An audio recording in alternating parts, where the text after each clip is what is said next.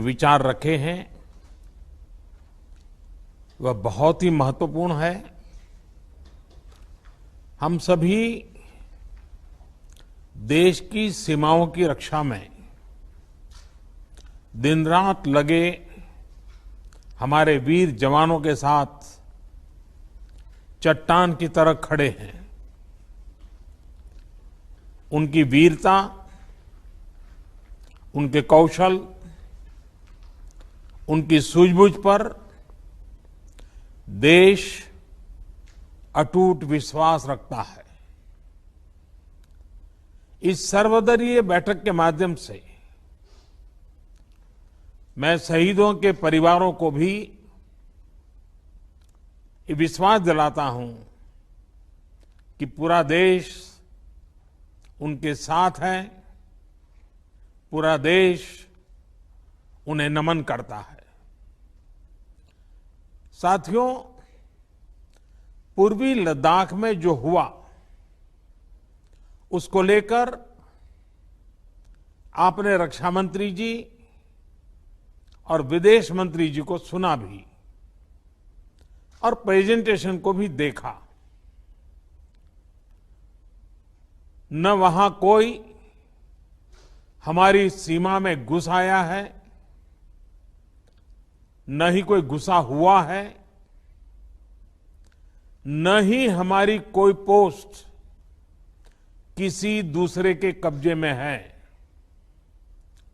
लद्दाख में हमारे 20 जाबाज शहीद हुए, लेकिन जिन्होंने भारत माता की तरफ आंख उठाकर देखा था, उन्हें वो सबक सिखा कर गए हैं। उनका ये शौर्य, ये बलिदान हमेशा हर भारतीय के मन में अमिट रहेगा। साथियों, निश्चित तौर पर चीन द्वारा एलएसी पर जो किया गया है उससे पूरा देश आहत है, आक्रोशित है। ये भावना हमारी इस चर्चा के दौरान भी आप सबके माध्यम से बार बार प्रकट हुई है। मैं आपको भी आश्वस्त कर रहा हूं कि हमारी सेना देश की रक्षा के लिए कोई कसर नहीं छोड़ रही है। डिप्लॉयमेंट हो, एक्शन हो, काउंटर एक्शन हो, जल थल नभ में हमारी सेनाओं को देश की रक्षा के लिए जो करना है वो कर रही है। आज हमारे पास ये कैपेबिलिटी है कि कोई भी हमारी एक इंच जमीन की तरफ आंख उठाकर भी नहीं देख सकता। आज भारत की सेनाएं हर सेक्टर में एक साथ मूव करने में पूरी तरह सक्षम है। ऐसे में हमने जहां एक तरफ सेना को अपने स्तर पर उचित कदम उठाने की छूट दी है, वहीं दूसरी तरफ डिप्लोमेटिक माध्यमों से भी चीन को अपनी बात दो टूक स्पष्ट कर दी है। भारत पीस और फ्रेंडशिप चाहता है, लेकिन अपनी सॉवरेनिटी की रक्षा हमारे लिए सर्वोपरि है और आप सबने भी इसी भाव को प्रकट किया है। साथियों, बीते 5 वर्षों में देश ने अपनी सीमाओं को सुरक्षित करने के लिए बॉर्डर एरिया में इंफ्रास्ट्रक्चर डेवलपमेंट को प्राथमिकता दी है। हमारी सेनाओं की दूसरी आवश्यकताओं जैसे फाइटर प्लेन्स, आधुनिक हेलीकॉप्टर, मिसाइल डिफेंस सिस्टम आदि पर भी हमने बहुत बल दिया है। नए बने हुए इंफ्रास्ट्रक्चर की वजह से खासकर एलएसी में अब हमारी पेट्रोलिंग की कैपेसिटी भी बढ़ गई है। पेट्रोलिंग बढ़ने की वजह से अब सतर्कता बढ़ी है और एलएसी पर हो रही गतिविधियों के बारे में भी समय पर पता चल रहा है। जिन क्षेत्रों पर पहले बहुत नजर नहीं रहती थी, अब वहां भी हमारे जवान अच्छी तरह से मॉनिटर कर पा रहे हैं, रिस्पॉन्ड भी कर पा रहे हैं।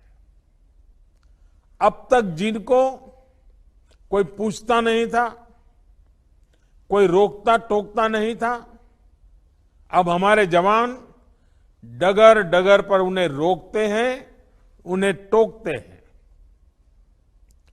बेहतर हो रहे इंफ्रास्ट्रक्चर से एक मदद ये भी मिली है कि हमारे जवान जो उस कठिन परिस्थिति में वहां तैनात रहते हैं, उन्हें साजो सामान पहुंचाने में आसानी हुई है।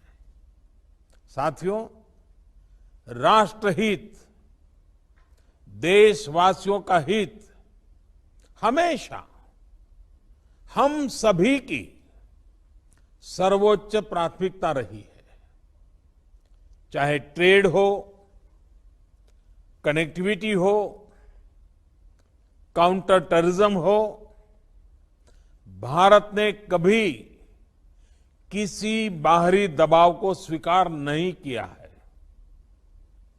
राष्ट्रीय सुरक्षा के लिए जो भी जरूरी कार्य है, जो भी जरूरी इंफ्रास्ट्रक्चर का निर्माण है, उसे इसी तरह तेज गति से आगे भी किया जाता रहेगा।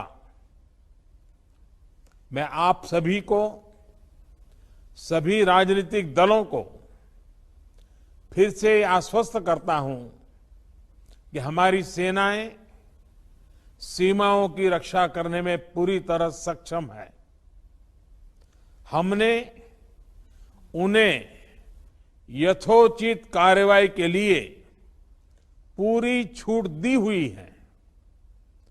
आप सभी ने इस बैठक के लिए अपना समय दिया, अपने मूल्यवान सुझाव दिए। इसके लिए मैं सभी दलों का, आप सभी नेतृत्वगण का हृदय से बहुत बहुत आभार व्यक्त करता हूं और आपके सुझाव आगे की रणनीति में बहुत लाभकर्ता होंगे, ये मुझे पूरा विश्वास है। मैं फिर एक बार इस एकता का संदेश देने में आप जो बढ़ चढ़ करके आगे आए हैं, वे सेना का मोरल तो बढ़ाएगा, देश के लोगों की हिम्मत बढ़ाएगा, लेकिन दुनिया को भी जो संदेश जाना चाहिए वो पहुंचेगा। और इसलिए आज की मीटिंग में आपकी सकारात्मक भूमिका का बहुत मूल्य है, उसका बहुत ऐतिहासिक महत्व है। और इसलिए भी आप सभी अभिनंदन के अधिकारी हैं। मैं फिर एक बार आप सबका धन्यवाद करता हूं। नमस्कार।